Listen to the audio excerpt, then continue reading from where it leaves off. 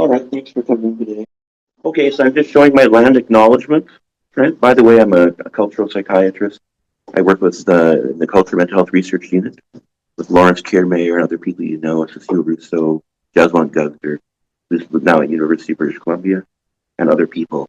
I run a cultural consultation service and we call it culturally focused early psychosis program. It's kind of a new name, but it's in the old first episode psychosis program.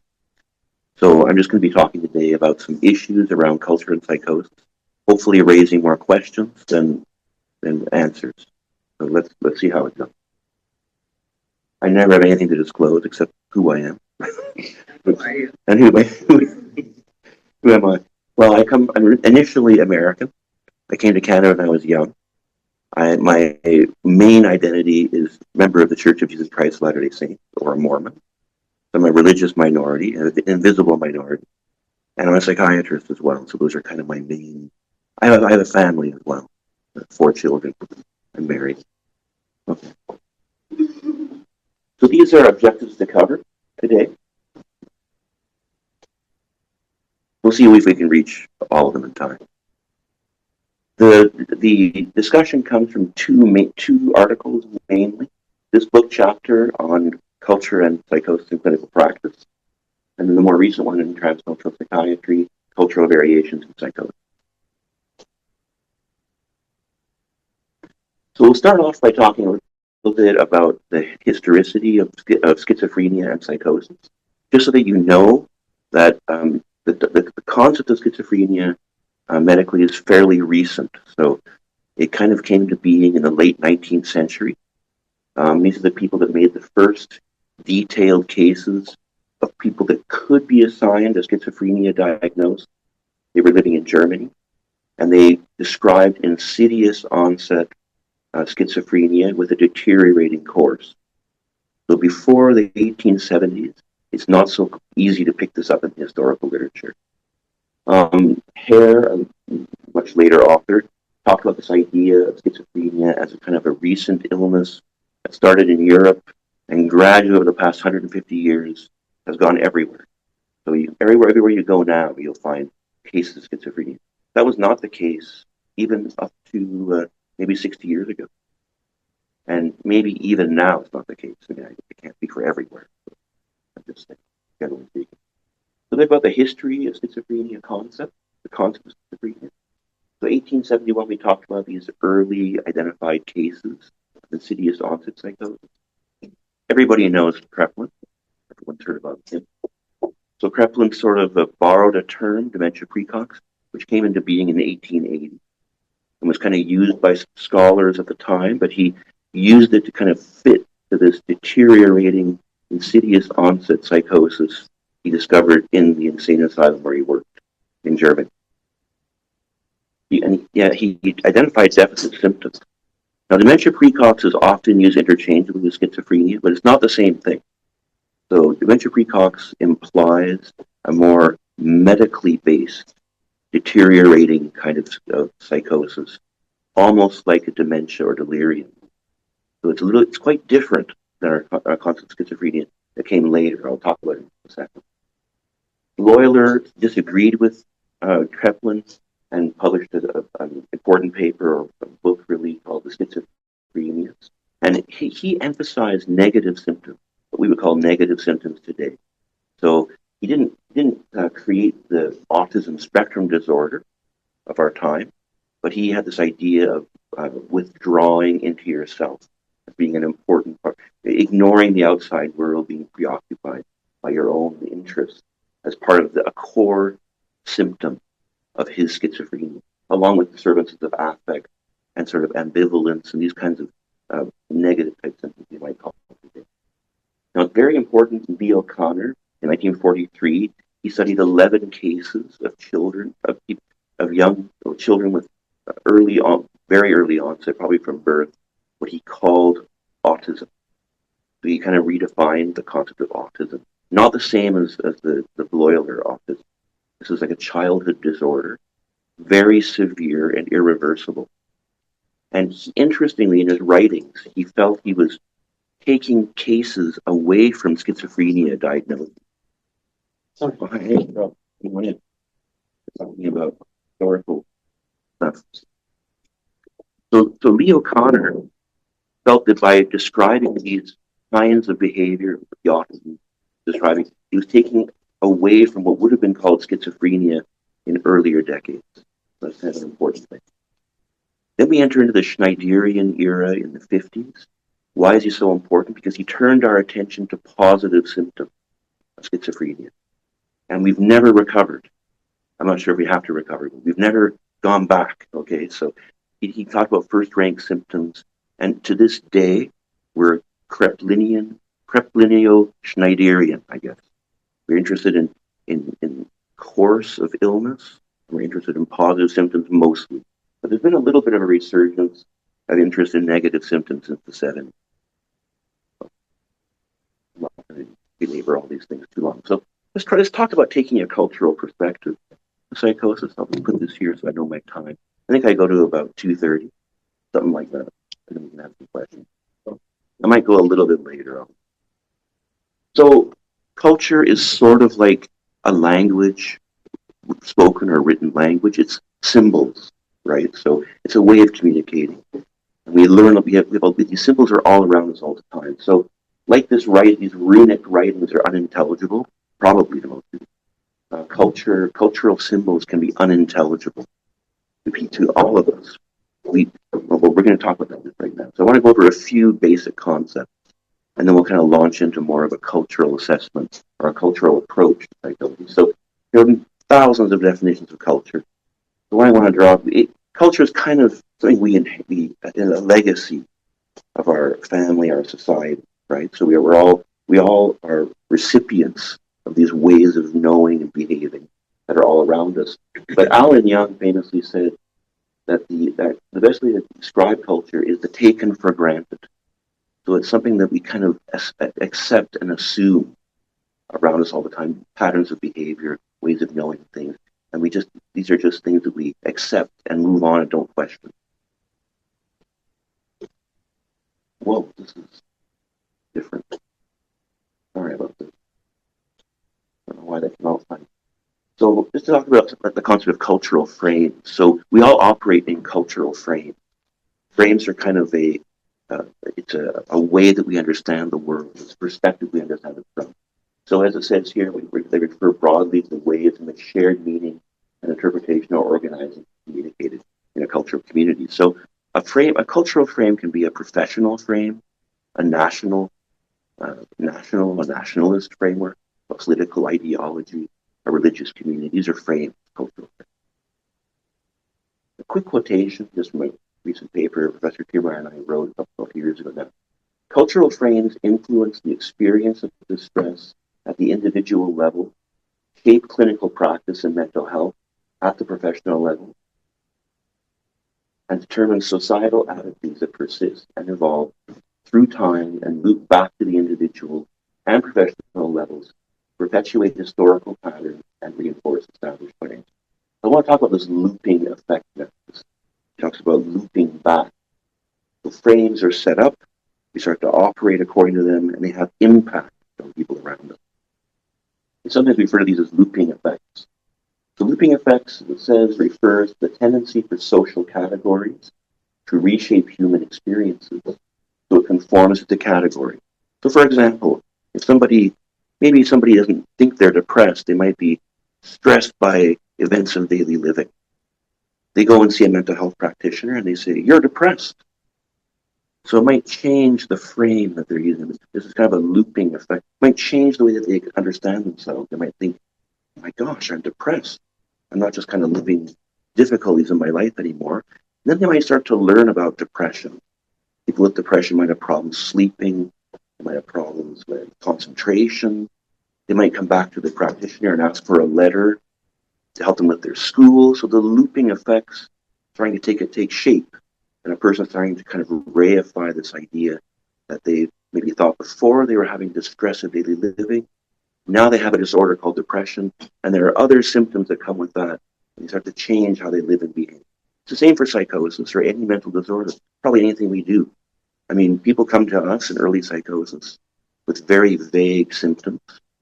they may not say they hear voices, they may not say that they're being necessarily followed by anybody, but usually by the time they come through our program, people are saying they've heard voices and they are saying they've been followed by people. So there's an interaction going on. That's what kind of looping effects means. And our diagnostic categories exert this effect on people. So these are just ideas that we have in mind to understand why we take a cultural lens to problems like schizophrenia and psychosis. This paper by Professor Kiermaier, he talked about culture. We talked about frames, cultural frames. Well, there are cultures of professional cultures. We belong to the professional culture of medicine and psychiatry. So we along with that, we have special knowledge and special privileges. We also can exert unintended harmful effects on people around us, and sometimes intended or unintended benefits. We think of the cultures of psychiatry.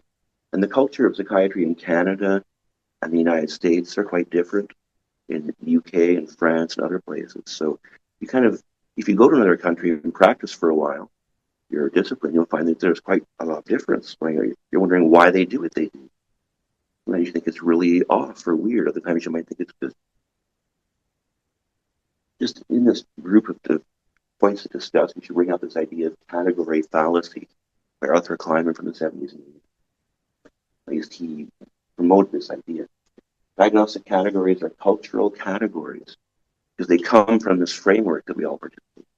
So just because of this concept, because diagnostic categories are essentially cultural categories, the application of diagnostic categories from one culture onto a sample of behavior from another culture carries a risk of what they call a category fallacy.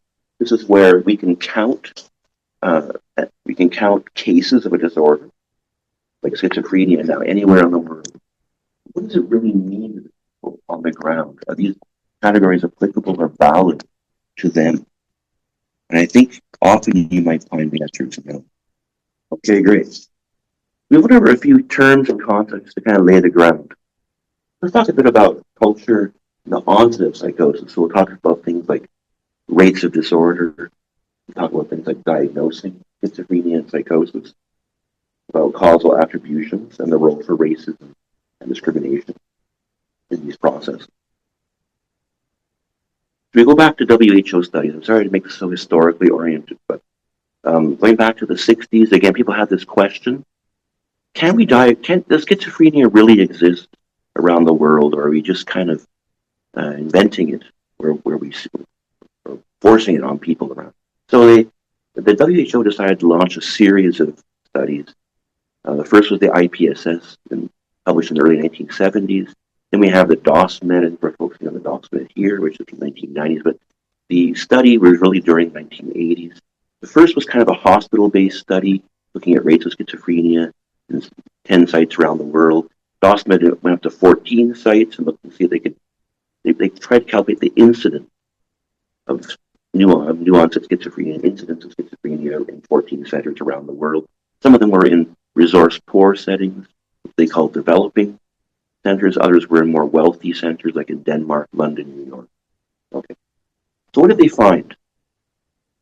If they used a kind of a broader definition of schizophrenia, which means no time duration or duration criterion, and kind of standard psychiatric symptoms from what we would look at the DSM, that kind of thing. That would be a narrowly. Sorry, okay, I got it mixed up a little bit. If they're looking at no time criterion, no duration criterion, and symptoms that are a little bit outside of the typical, okay, this would be called a broadly defined schizophrenia. And these kinds of atypical cases, short-lived cases, drug-related or substance-induced cases, fit into this first incidence band, which was quite different around the world. So it was statistically different. Kind of lowish in Denmark and higher in rural India. They applied, though, as I mentioned, I started going into it already, a narrowly defined definition of schizophrenia. This means they had a time criterion, like, say, 6 months of continuous symptoms, and they kind of used standard European symptoms of psychosis, Schneiderian first-rank symptoms, what they were mostly measuring in these early days. They found that the incidence rates were restricted and became insignificantly different. They weren't statistically significantly different across all these 14 studies. This is an important finding because it really influenced. I'll show you how it influenced different country practices and attitudes.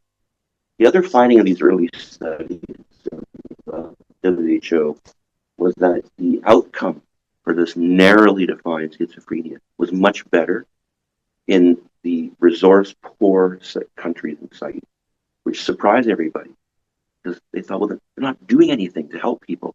They don't have any psychiatric tools. How can they have better outcomes? So this started a long discussion about why that could be. Today we'll focus more on this narrowly defined schizophrenia incidence of narrowly defined schizophrenia that was discovered by the WHO in these studies. These findings, by the way, have been replicated all the way till maybe 10 or 15 years ago. They've kind of kept looking at the data over and over again to try to see if these findings persist, and they have over the last 50 years. This is not going to be easy to see because of the weird ways coming up, but so there's a legacy of these findings in different psychiatric communities around the world. So, for example, in the UK, psychiatrists in the UK thought, well, let's use the WHO method. Let's try to generate incident studies of schizophrenia, and let's see if we can find an unusual number of atypical cases of psychosis in our migrant population. That's what they started doing in the 1980s, 90s.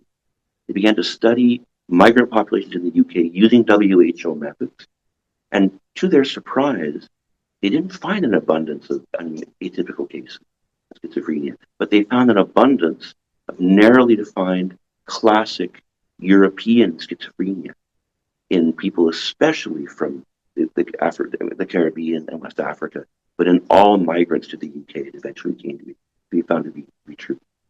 That's what they kept finding. So this was something they also found that the outcome was no different, even worse. The migrant populations had worse outcome than the native-born people. So instead of having good outcome because of atypical cases of schizophrenia or psychosis, they found the opposite of their finding. And these findings have persisted for at least the last 50 years, or 40 or 50 years. In the US, it was a very different story. The US started off by collaborating with WHO, but instead, the American psychiatric community assumed that the most important finding in the WHO was this universal, was the same rate of incidence of schizophrenia around the world. So they got thinking that everywhere we go in the United States, people should have the same rate of onset of schizophrenia.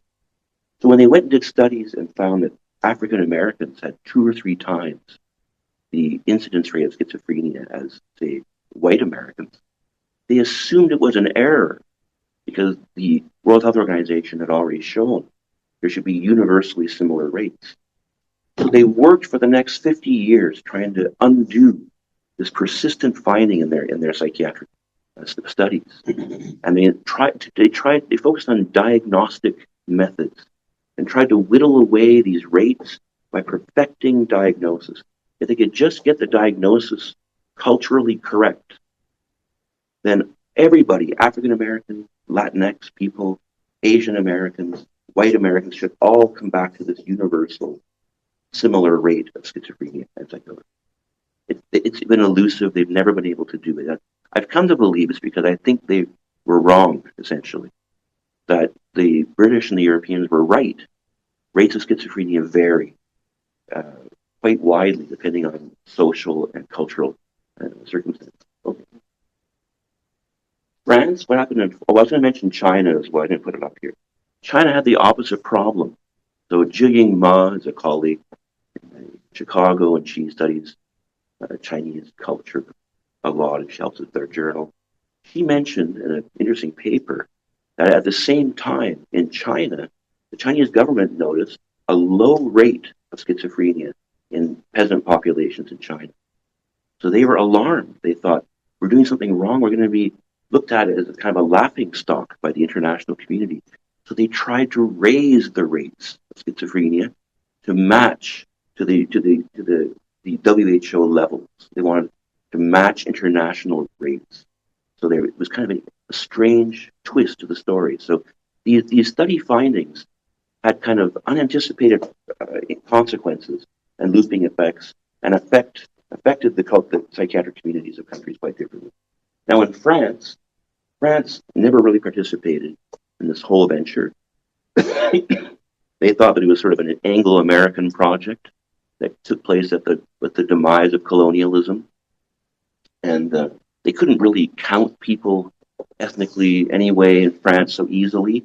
They didn't really participate. But lately, in the EUGEI, the latest large incident study in Europe, looking at psychosis in migrants, Andrea Tortelli, she's a psychiatrist in Paris, and she's got some hospital-based data and has actually tried to collaborate and escape the eye of the French government, which actively monitors these kinds of activities.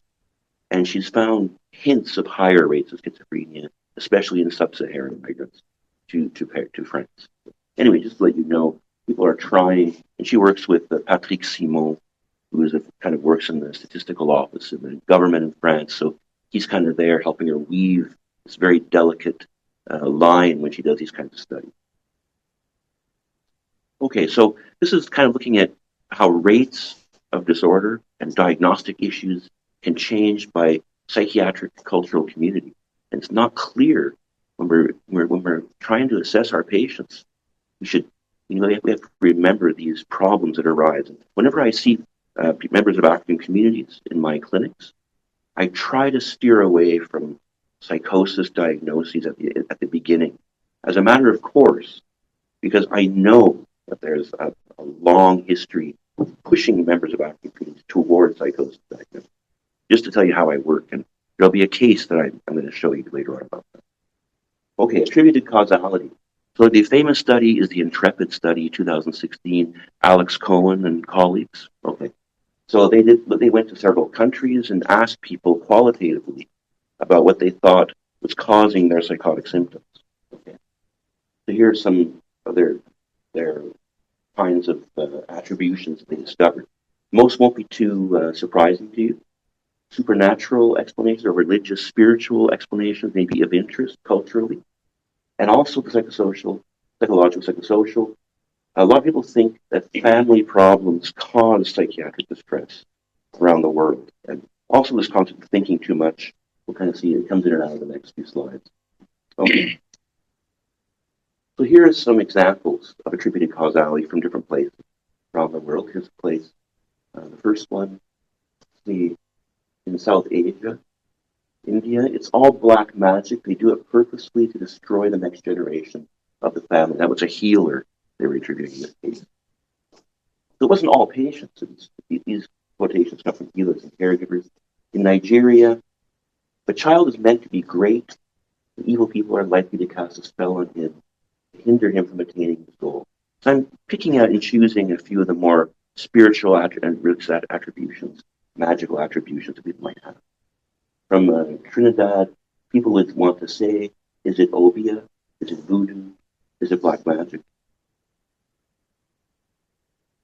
In North America, we're having a shift in what we think is going on.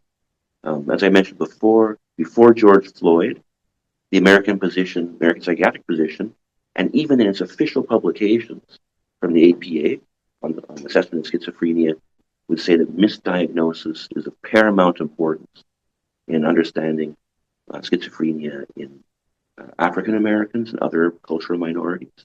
And it need to pay careful attention to this problem. But since George Floyd, there's a new angle, no pun on the name, Black and Latinx populations are more likely than white populations to report psychotic experiences in the United States due to social determining factors such as racial discrimination, food insecurity, and police violence. So she's kind of implying a role for trauma in the origin of psychosis, especially in some racialized communities where a lot of violence and aggression is a daily problem, especially with respect to police and institutions of society. So this is new. This is a new kind of development. And it is related more to the British model of causation of psychosis in migrants and minorities, where social causation in the UK has been um, an active discussion for decades. In the US, not so much since the 60s. Because of this idea, I think slowly the American Academy is ridding itself of this idea that schizophrenia rates are universal and that there are other issues at play that can cause differential rates. Another one, a quick quotation for you from 2025. The findings from our review indicate a relationship between racial ethnic discrimination and psychosis. This potentially supports theories about the pernicious role that racism plays in explaining a substantial proportion of the large ethnic disparities observed in psychosis risk that have taken place over the past 170 years. It said something like that. This is from the United States. This is amazing. This is a real change in cultural frame towards psychosis. We're looking at an amazing time. So that's kind of talking about attributed causality, the role of racism and discrimination, which are potential causes now, not just in Europe, but now in the United States more and more, in Canada as well.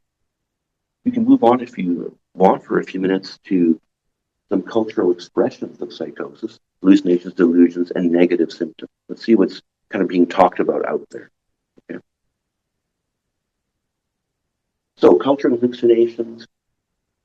A culture can be hallucination friendly or hallucination unfriendly, right? So I would say we live in a hallucination unfriendly environment here. If you talk about your hallucinations, you're taking your life in your hands a little bit. Okay, so people don't talk about hallucinations, but they do in some settings. They do in some religious settings, right? They do in some specific settings around grief and bereavement, for example. So, like people might share with their families what they saw their loved one or heard their loved one or something. There's some special setting. Some religious communities may actively seek to hear the voice of God. So people from some religious communities. So those are some differences, but mostly you wouldn't share these things with people, especially a mental health professional, right? It might be kind of a dangerous thing for some. Okay. So anyway, for that reason, I believe Euro-American cultures like ours, at least the majority culture, in Quebec and Canada, secular cultures, may reduce the overall rate of reported hallucinations. So we may not hear much of what's going on in these kinds of experiences in non-clinical populations, or even in some clinical populations, when they're kind of deleting them out. That's because auditory verbal hallucinations have come to be equated with psychosis and schizophrenia, at least since the time of Schneider in the 1950s, where first-rank symptoms became almost pathognomonic of severe mental disorder. Okay.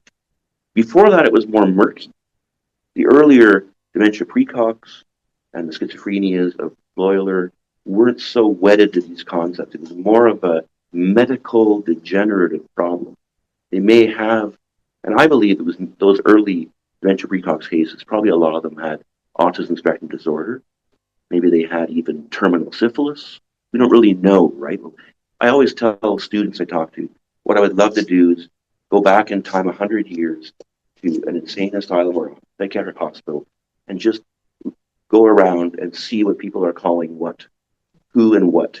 I just love to see that. That'd be a really amazing thing. But of course, possible to be. So culture may make hallucinations more or less sinister. So that in hallucination-friendly settings, it may be a little less problematic. Right? There are always cases of severe disorder, of course. Hallucinations may be due to trauma, PTSD, okay. Hallucinations that are not culturally consonant tend to be bizarre. We've already talked about that. Okay. I pick up the bottom part. Oh gosh, this is so small. I'm sorry about the setting and everything. Okay. Anyway, Tanya Lerman is an anthropologist at Stanford. She's done a lot of work. Some of you have worked with her here, I think, in the past. A lot of work on voice hearing. There's a famous paper in 2015 where she compared voice hearers in different places. I think it was India, Ghana, and California, something like that. She later wrote a paper for schizophrenia researcher bulletin, I can't remember which one, in 2019. And she kind of introduced a typology of voice hearing. Very interesting. The first one we all know about, psychosis-like presentations. So these are people from Ghana that she interviewed. Okay. And they're kind of people that hear ongoing chronic hallucinations that are sort of disturbing or distressing, and they don't make any sense to people. They're kind of voices arguing or commenting on their behavior. They don't. But then she identified three other kinds of voice hearers in the Ghana sample. One of them was a trauma-related dissociation presentation, which we probably accept as being related to PTSD or post-traumatic states, and we're learning to differentiate that now from schizophrenia, I think, psychiatric practice. But what about simple trance presentation, pattern 3, and incidental hallucination, pattern 4? I'm just going to read them to you fast. In pattern 3, Nyaku became an Okomfo, that's a traditional healer in the Ghanaian context, because his mother had been one. He liked what she did. When he was young, he would help out in the shrine and follow her around. His other siblings would not. He was in his teens when he began his training. He never heard the gods speak before he was initiated. He said that the gods never sounded like the audio track. So they gave their participants an audio track with sort of classic schizophrenia auditory hallucinations, how they might sound. Okay? They let them hear that and then compare their experience, what we would sort of accept as normal sort of auditory hallucinations of schizophrenia in North America. Okay, so he says the gods never sounded like the audio track, nor did the witches. He did see and hear the gods. Their degree of audition was never clear to any of his interviewers. They weren't quite sure how to rate it. He said that no one had ever thought of taking him to a hospital. He reported no trauma. His account was of a vividly imagined world, which he clearly enjoyed immensely. So a different kind of voice hearing experience. And what about this one? Incidental hallucination. Laura was a Catholic. She prayed for 30 to 60 minutes each day, reading her Bible and talking informally with God in her mind. But she did not speak in tongues, and she did not describe entering a prayer in a vividly trance-like way. She would often wake up and pray in the middle of the night. During this nighttime period, she would hear God speak out loud to her, maybe twice a week. She said she had never heard anything like the audio track, which is these more kind of constant, pestering, belittling voices. Okay. So Lerman and her colleagues are just suggesting there's this early kind of typology of voice hearing, and they might mean very different things depending on the context. And some of our patients may also have these, but we're not so interested maybe in getting into this side of their lives, right? So this is where as clinicians and researchers, we can be a little more attentive to diversity. Okay. In translational psychiatry, which is partly where this paper came from, is kind of an opening paper for a thematic issue on psychosis and culture for last year. Voice hearing in Maasai women. So Neely Myers, she's an anthropologist. She does studies in East Africa. Almost 40% in this non-clinical sample endorsed hearing voices with Maasai women. Cultural attributions included thinking too much, being overwhelmed by too many demons, maybe there might be a certain number that were more easy to handle. Most of these voice hearers did not have psychotic disorders. They're more kind of traumatic histories or social distress. And some of the women interpreted their voices quite positively. Kind of interesting. This is sort of a non-clinical population. What about culture and delusions? You know that delusions blend imperceptibly with overvalued ideas. Many clinicians know that's just one of the dilemmas in clinical psychiatry. Up to 15% of non-clinical populations, kind of like delusions or hallucinations, but around 15% of non-clinical populations will endorse delusion-like beliefs. Okay. I'll show you a few of them soon. Some of cultural beliefs can be misunderstood as delusions or psychotic symptoms. Okay, these are just generally speaking, if an experience, either voice hearing or some kind of firm belief, is terrifying or bizarre, it's less likely to be culturally consonant and more likely to represent psychopathology in general. But you can never say yes, or you can never make a hard and fast rule. Every case is unique for sure, but those are just some general. So here's from a population sample about 15 years ago in the UK of 1,000 people.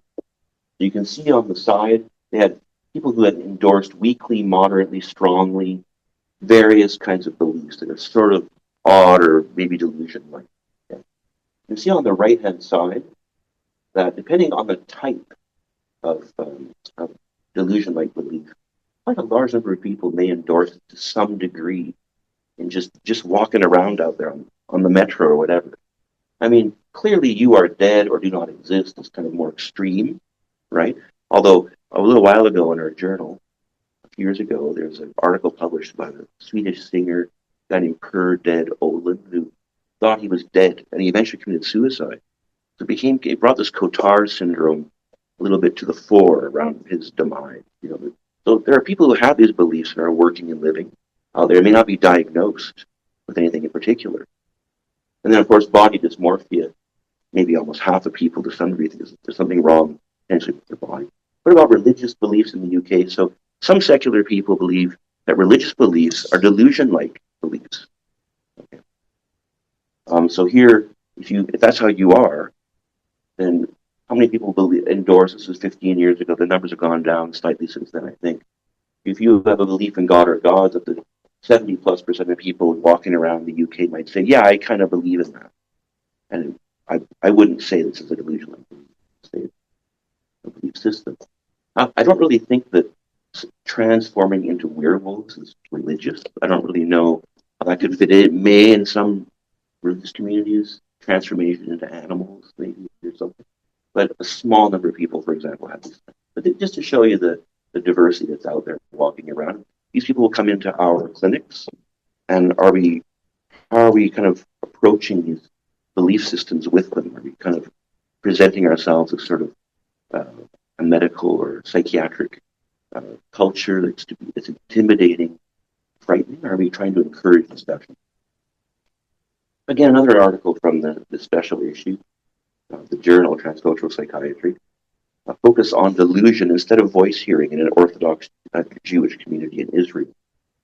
So in this Orthodox Jewish community, the focus was on delusion formation, and in this study, they didn't pick up so much auditory hallucinations or voice hearing.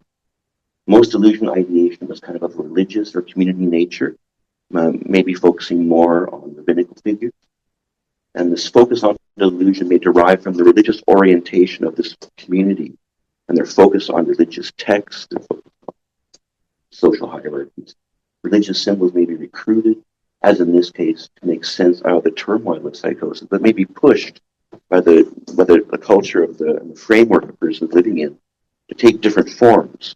And some may be discounted or ignored, and may not be validated the same way, and may not be as important. Others may assume prime importance. In the UK, I don't know. In Israel, no, I don't know where it was. No, I don't know where in Israel, but I can send you the article for more details. Yeah, it's interesting. What about negative symptoms? Where are we at with negative symptoms and the influence of culture on negative symptoms? Not very far. That's the answer. This is Nina Schooler and her work talking about secondary negative symptoms. All these bubbles going around, and really no mention of culture, society. There's one about environmental deprivation, one about post-traumatic stress disorder could be connected to negative symptoms in some way. So we have a lot of work. Negative symptoms are generally neglected by psychiatry, mental health. What about this one here? Oh, the construct of negative symptoms is also culturally embedded. So just to tell you, it was pioneered by German-American scientists, mostly sort of coming from German and American patients, European, maybe more recently European patients, or some non-European patients. But we could do a little cultural analysis of our own. Symptoms of psychosis reflect societal values, for example. So negative symptoms may become important if we value productivity highly. So negative symptoms are unproductive, eminently unproductive. People sitting in their room, not participating much, not having much motivation, can hardly express themselves. And so therefore this becomes of very supreme importance to family members and clinicians. Whereas positive symptoms are sort of representing more of an irrationality. We don't really value irrational people or thoughts or beliefs. We value more rationality, so positive symptoms are continuing to be very important in our assessment of people with psychosis. The question is, who's been excluded? What kinds of problems have not been worthy of notice so far in our studies and in our practice?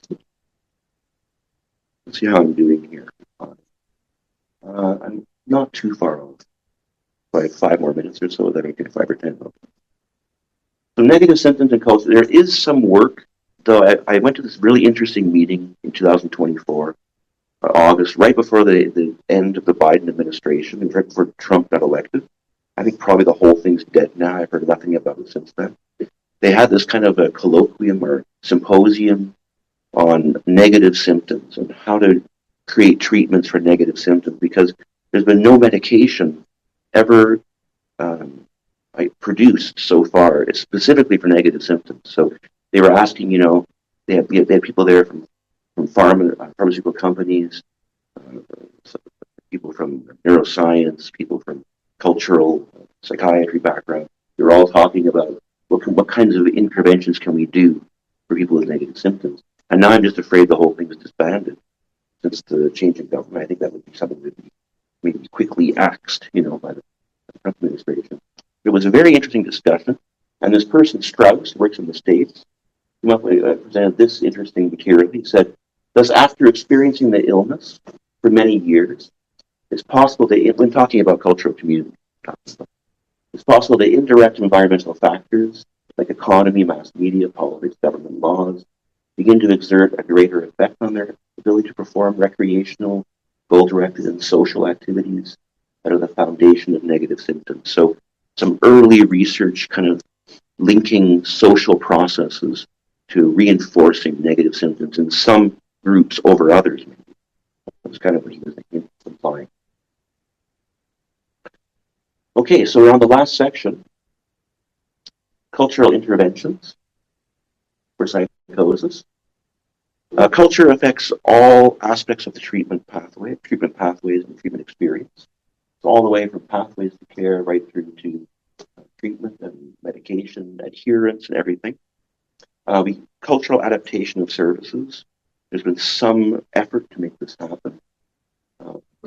First, before I go into that, we talked a bit about the attention to diagnosis and to misdiagnosis of people coming to clinics. This is a cultural consultation service study back in 2012, where Adamola upon looked back at cases for the first, I think, about 10 years coming into the cultural consultation service. He was looking for change of diagnosis.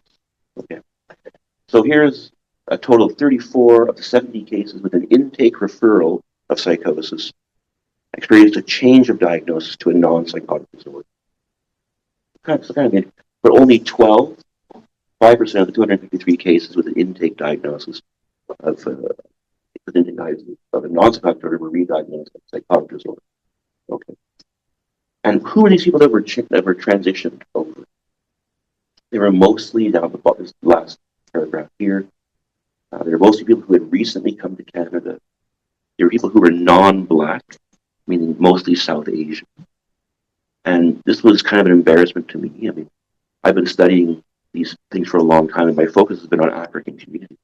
In my own clinic, my own cultural clinic, we didn't significantly, at least statistically significantly, transfer more Black people to non-psychosis diagnoses than not. So we didn't create more diagnoses of psychosis for people from African communities, but we did make quite a few changes, but it didn't quite reach statistical significance. I would have loved that it had done that. It would have been a little bit of validation, but at least we didn't create more diagnoses. But in the South Asian community, we had a lot more people in the South Asian community as well. The numbers were higher. That was the main community that received new diagnoses like depression, post-traumatic stress disorder, and even adjustment disorder from an initial intake diagnosis of psychosis. So kind of interesting. Are you saying that you were not able to treatment or is it different for the psychosis now, or are you just saying the misdiagnosis? It's just the diagnosis, nothing to do with treatment. Yeah.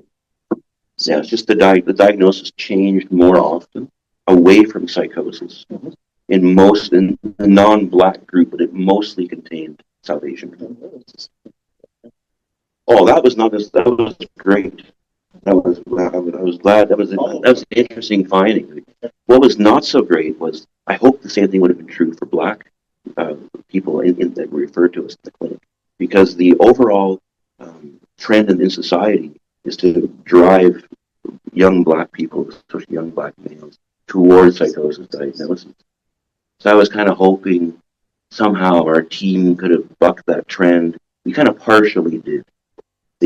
There was no, we couldn't detect statistically any kind of change away from psychosis diagnoses, from the intake to final diagnosis. But we didn't at least increase the number of diagnoses. That was good. The direction was that there were some very interesting cases of reconfigured diagnosis, maybe toward PTSD or adjustment disorder.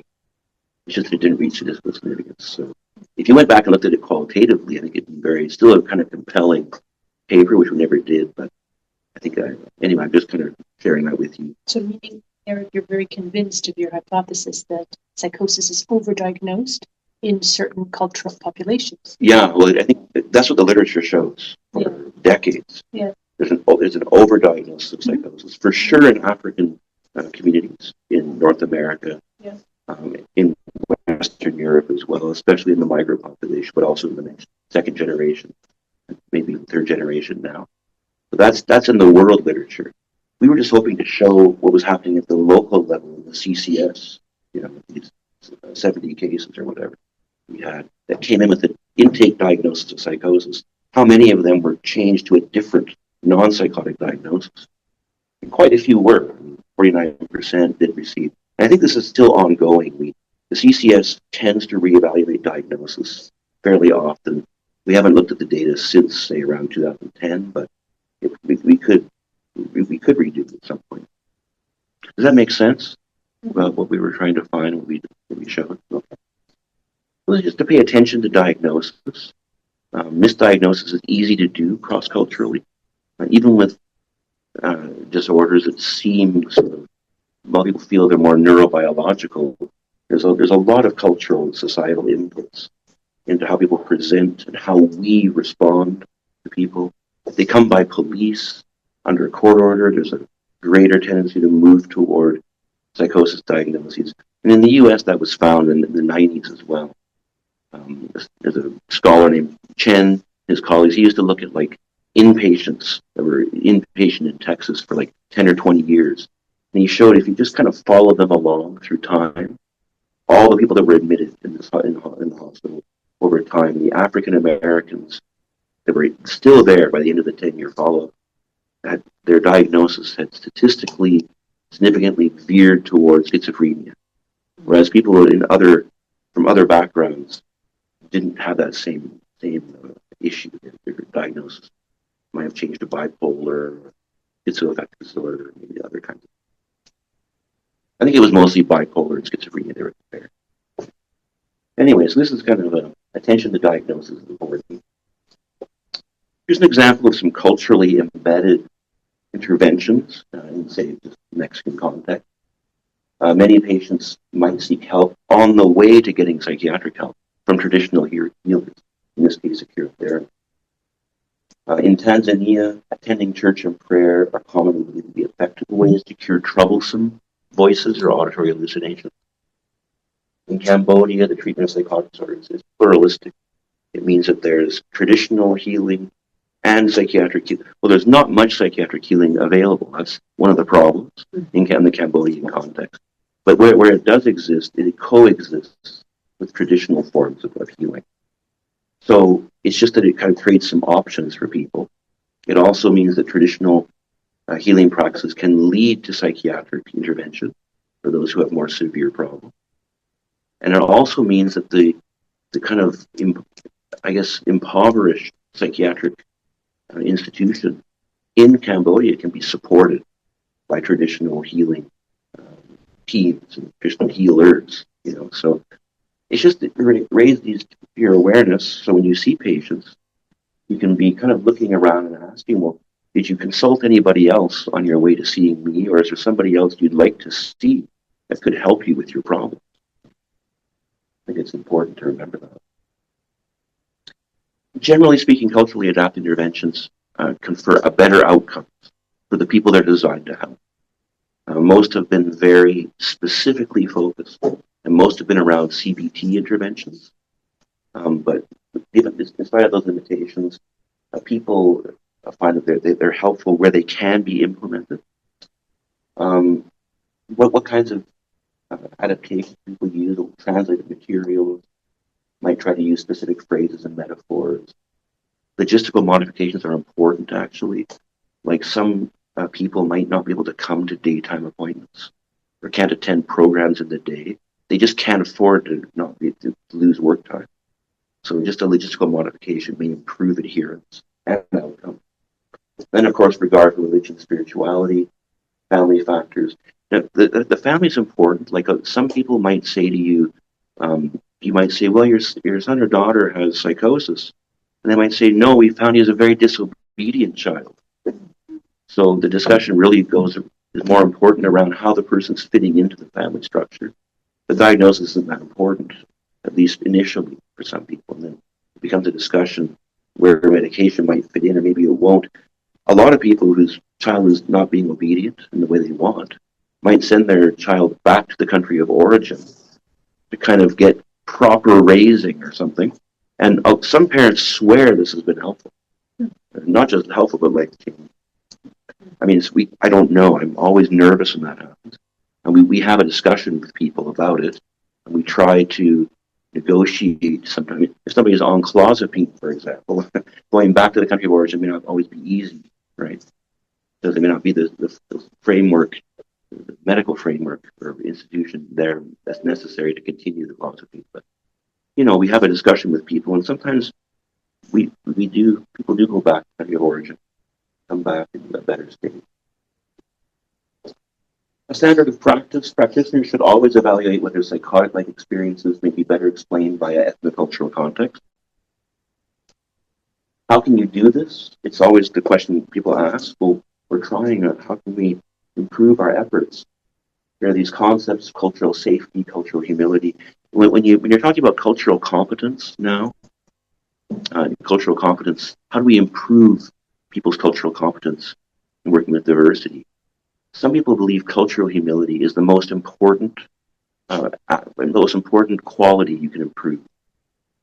If you're going to go with one thing, go with cultural humility. It means recognizing that as clinicians, as professionals, as privileged people in our society, we don't know everything, or don't know as much as we think.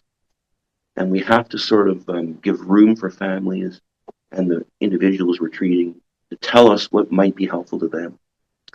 And then it's a negotiation after that, right? Because sometimes they might say things you think are really out of it. But then, it may be that you need to know a little bit more about what they're talking about. Or there's a negotiated space where they might accept some medication and you do accept a spiritual intervention, those kind of things. Okay, so anyway. And then the CCS, we use linguist interpreters, culture brokers, outline for cultural formulation. Culture formulation interview, we're not going to talk about it today, but you can look it up in the DSM-5 TR. It's a 16 items semi-structured questionnaire that it helps clinicians to broach issues of culture and diversity in anyone that they're interviewing. It's helpful for a first-time evaluation. And in people with or without psychosis, it's a bit up in the air. Is it helpful? It hasn't been studied so well in people with psychosis. I know as a colleague of ours, Neil Agarwal at Columbia University, he has a funded project to do this, but it's unfortunately entered into problems with the Trump administration. Cultural consultation is kind of a culturally adapted approach to diversity, and many of you have heard of it already. I won't belabor it here. We see people usually from 1 to 3 times.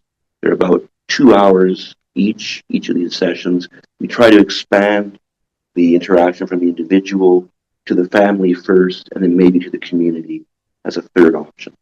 Trying to say that there's religious or community healers that could be helpful, or members of the community that could be helpful for a person. we might invite them to a second or third evaluation session. Some people have no family, they have no connection to the community, so it's hard to do this, but we're trying to repair connections, cultural connections, as part of the cultural consultation process. I think we're often successful in helping, besides writing the usual letters for immigration and refugee problems. It's always deeply appreciated. So many of the people we see in cultural consultation service do have psychotic disorders. So we've been kind of practicing how to negotiate, how to reevaluate diagnosis and treatment for those kinds of problems using the principles we've been talking. A quick case example, and I think we'll be done. This is a question of, I want you to consider this case because it's an example of how sometimes we push people towards psychosis diagnosis when maybe they're suffering something else we just don't know yet. This is a case of depression versus negative symptoms in an 18-year-old African Canadian man. So this is a referral to our CFEP. It used to be our CFEP, culturally focused early psychosis program here in Montreal. So it was a young man who possibly had a first episode of psychosis in 2020. He had these kinds of symptoms: auditory and tactile hallucinations, some paranoia, emotional blunting, and evolution. Then he was symptom-free for 3 years. This is all in retrospect, so it's just in the chart. There was no current medication or substance use. There was a psychiatric evaluation done in 2023 where they found recurrent depression, but not currently depressed. That was kind of the opinion of the psychiatrist at the time. However, through multiple subsequent individual psychotherapy sessions, we strongly believe that the patient would benefit from an in-depth evaluation to rule out psychosis due to persistent negative and cognitive psychotic symptoms. That was why they were referring to us in the CFEP. Here are some specific concerns of the clinical team referring. Since 2020, he began experiencing restricted affect, less ability and desire to communicate with others, and less anticipatory pleasure about things he used to look forward to. As a result, he has found it harder to maintain relationships with others. He has also found it more difficult to feel attraction and romantic interest towards others. We would appreciate your expert assessment to help determine if there is enough evidence to appropriately consider that he suffered a psychotic period and may continue to struggle with the negative symptoms of schizophrenia. That was the interesting part to us, was that from this kind of context, they kind of jumped to this concern about negative symptoms of schizophrenia. So we saw the patient and we said, no, we don't see any evidence of psychosis, but it's probable it could be recurrent depressive disorder, maybe with psychotic features, but it's hard to know. Let's just give it some more time. We won't take them onto our service now, follow them up, and if the psychotic symptoms emerge in a more concrete way, let us know, we'll follow them.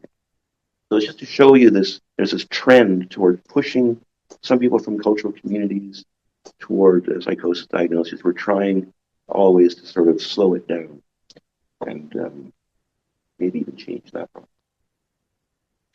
Here are the objectives we tried to cover. Hopefully we covered some of it for you. It's kind of a wide terrain. An invitation. Do we live in a moment in psychiatry where biomedical etiology and treatments of psychotic disorders may seem self-evident, and it's difficult to imagine alternatives? It's just hard to come out of when someone has persistent psychotic symptoms.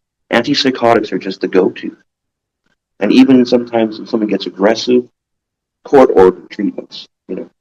So it's a very hard thing to rethink. So we're just raising the issue. We need to break away from some of our familiar practices, comfortable ways, thinking of a culture at the forefront of what we do, even with psychotic patients, not only in psychotherapy cases.